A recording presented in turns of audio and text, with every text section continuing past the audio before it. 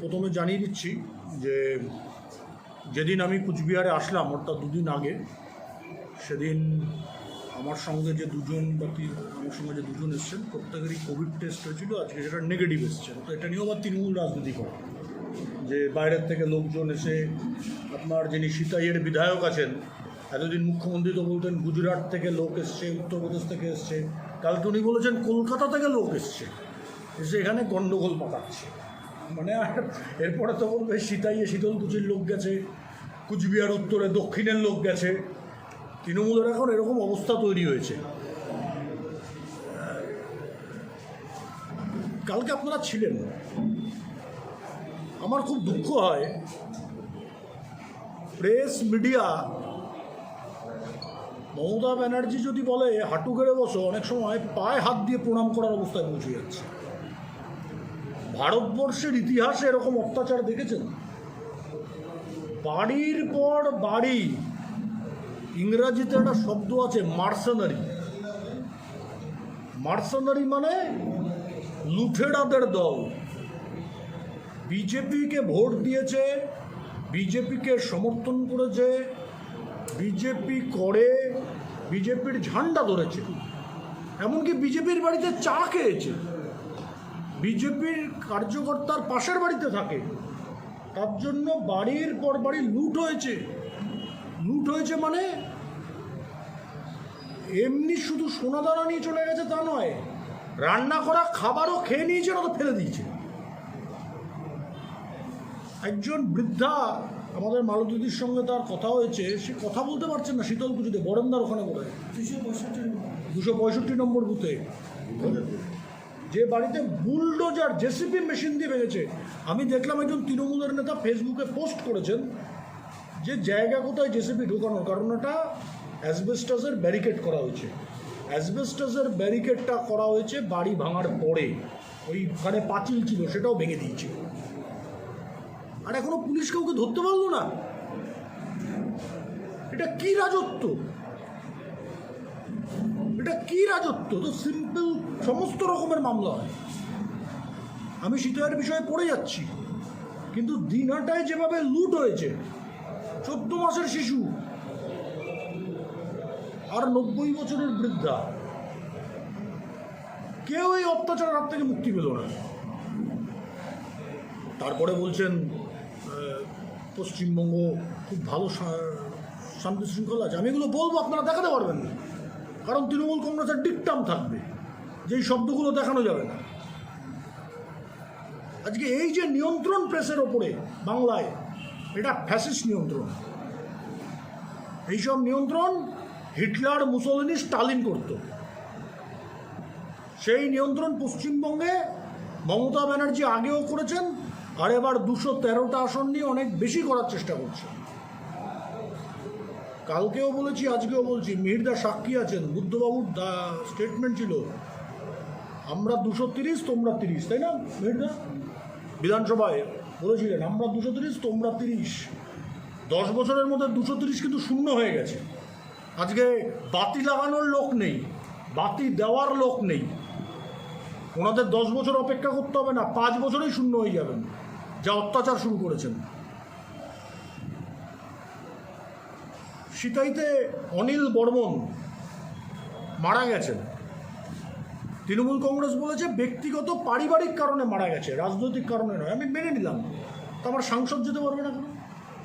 আমি তো সাংসদ নই, ঠিক আছে, পুলিশ বলতে পারতো শান্তন কিছু যাবে না।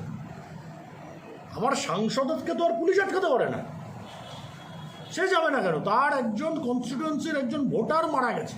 আমি বিজেপি, তৃণমূল, খুন, আত্মহত্যা সব কিছুক্ষণের জন্য ভুলে গেলাম। আমার সাংসদ সিতাইতে, কুচবিহারের সাংসদ, সে কেন যেতে পারবে না যে বাড়িতে একজন মানুষ মারা গেছে? এর কোনো ব্যাখ্যা আছে? কোনো ব্যাখ্যা আছে?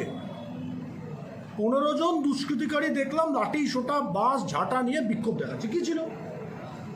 কয়েকজন মহিলা পুলিশকে নিয়ে এসে মহিলাদের সরিয়ে দিত, আর বাকিদের সরিয়ে দিত ধাক্কা মেরে।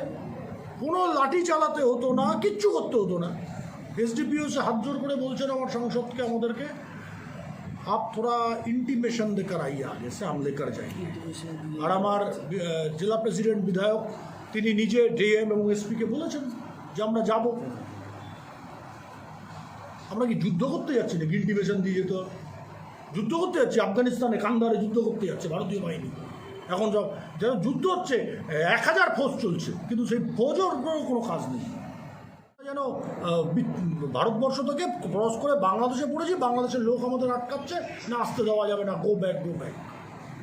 এটা কী রাজত্ব চলছে? সিআইডিকে লেলিয়ে দিলেন, 4 জন দুষ্কৃতিকারী খুন হয়েছে, তার জন্য 4 জন দুষ্কৃতিকারী সেন্ট্রাল পুলিশের হাতে গুলিবিদ্ধ হয়ে মারা গেছে, তার জন্য এসপিকে সাসপেন্ড করে দিল। আর বাঙালি করে বেড়াচ্ছে। আমাদের প্রশ্ন, কুচবিহারের এই যে বিস্তীর্ণ এলাকা, শীতলকুচি, সিতাই, দিনহাটা, মাথাভাঙা এবং তুফানগঞ্জ, নাটাবাড়ি, সে সময় নাটাবাড়ির একটা বড় অংশ, এই 6টা বিধানসভা, এখানে নর্মাল অ্যাক্টিভিটি আসার এখনো জায়গা নেই। এমন কোনো বিজেপি সদস্য সমর্থক নেই যাদের বাড়ি লুট হয়নি, যাদের বাড়ির সদস্যরা আক্রান্ত হননি। শুধু নজর ঘোরানোর জন্য কখনো আলাপন ব্যানার্জি, কখনো কোভিড, কখনো বাঙালি অবাঙালি, এইসব করে বেড়াচ্ছে। পশ্চিমবঙ্গের এখন প্রধান সমস্যা সন্ত্রাস। কুচবিহারের মানুষ কি অপরাধ করেছেন? 7 জন বিজেপির বিধায়ককে জিতিয়েছেন বলে অপরাধ করেছেন? তৃণমূল কংগ্রেসকে মোটামুটি এখান থেকে বিদায় দিয়েছে বলে অপরাধ করেছে? এটাই গণতন্ত্র? 38% মানুষ আমাদের ভোট দিয়েছে। আপনি শাসন করবেন 62% মানুষকে নিয়ে? করে দিন 62% মানুষকে নিয়ে শাসন, 38%কে বাদ দিয়ে করুন, তাহলে দেখি কতদিন চালাতে পারেন। পশ্চিমবঙ্গের প্রধান সমস্যা এখন সন্ত্রাস। দেশ বিভাজনের পরে এত বড় অত্যাচার সন্ত্রাস কখনো হয়নি।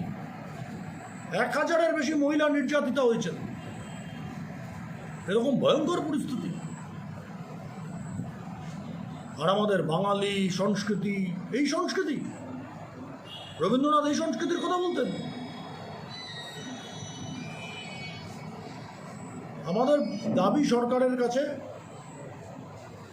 এই যে 6টা বিধানসভা বললাম, এখানে নাই করেও প্রায় 15,000 মানুষ, 15,000 মানুষ যারা বিজেপির সদস্য, সমর্থক, কার্যকর্তা, ভোট দিয়েছেন, কারুর বাড়িতে চা খেয়েছেন, বিজেপির বুথ সভাপতির পাশের বাড়িতে থাকে, হয়তো কোনো দল করে না, কিন্তু আজকে এরা ঘর ছাড়া, আজকে এরা আক্রান্ত। শুধু তৃণমূলের কারণে নয়, পুলিশ মিথ্যা কেস দিচ্ছে। হয়তো কারোর বাড়িতে ভাঙচুর হয়েছে, সে এফআইআর করেছে, এবার তার নামে একটা ফলস কেস আবার দেওয়া হচ্ছে। এটা সরকার বন্ধ করুক। 15,000 মানুষকে ফিরিয়ে নিয়ে আসার ব্যবস্থা করুক। যদি কুচবিহারে এই মানুষকে ফিরিয়ে আনার ব্যবস্থা না হয়, তাহলে আমাদের সাংসদ, আমাদের জেলা সভানেত্রীর নেতৃত্বে এখানে সমস্ত সাংসদ এবং বিধায়করা কিন্তু এসপি ডিএমের সামনে অনির্দিষ্টকালের ধর্নায় বসবেন। তার ফলাফল ভালো হবে না। যতদিন না এই 15,000 মানুষ ফিরবে, আমরা সরকারকে 15 দিন সময় দিচ্ছি। এর মধ্যে সরকারি 15,000 মানুষকে ফিরিয়ে আনুন বাড়িতে, তাদের নিরাপত্তা দিন। হয়তো সকালে ফিরিয়ে আনলেন, সন্ধ্যের বেলা আবার অত্যাচার শুরু হলো, সরকার এসে বলে দিল আমরা তো ফিরিয়ে এনেছি। কিন্তু আমাদের বক্তব্য খুব স্পষ্ট, তাদেরকে শুধু ফিরিয়ে আনলে চলবে না, তাদেরকে নিরাপত্তা দিতে হবে। তাদেরকে নিরাপত্তা দিন, 15 দিন সময় দিচ্ছি, নত আমাদের জেলা সভানেত্রী এবং সাংসদের নেতৃত্বে আমাদের সমস্ত বিধায়করা এবং আমরা যারা কার্যকর্তা আছি, তারা কিন্তু এসপি অথবা ডিএম অফিসের সামনে অনির্দিষ্টকালের জন্য অবস্থান বিক্ষোভে বসবো, ধর্নায় বসবো, এই মানুষগুলোর স্বার্থে। বিধায়কদের নিরাপত্তা নাই, সেখানে কি মনে করছেন যদি ঘর ছাড়ারা ঘরে ফিরে আসে তারা নিরাপত্তায় থাকতে পারবে? মনে করছি না তো, তার জন্যই তো বলছি, আপনাদের সঙ্গে ওই লাইনটাই যুক্ত করে দিলাম। পুলিশও তো বলবে কী করবো, আমরা তো 8টার সময় ঘরে ঢুকিয়ে দিয়ে এসেছি।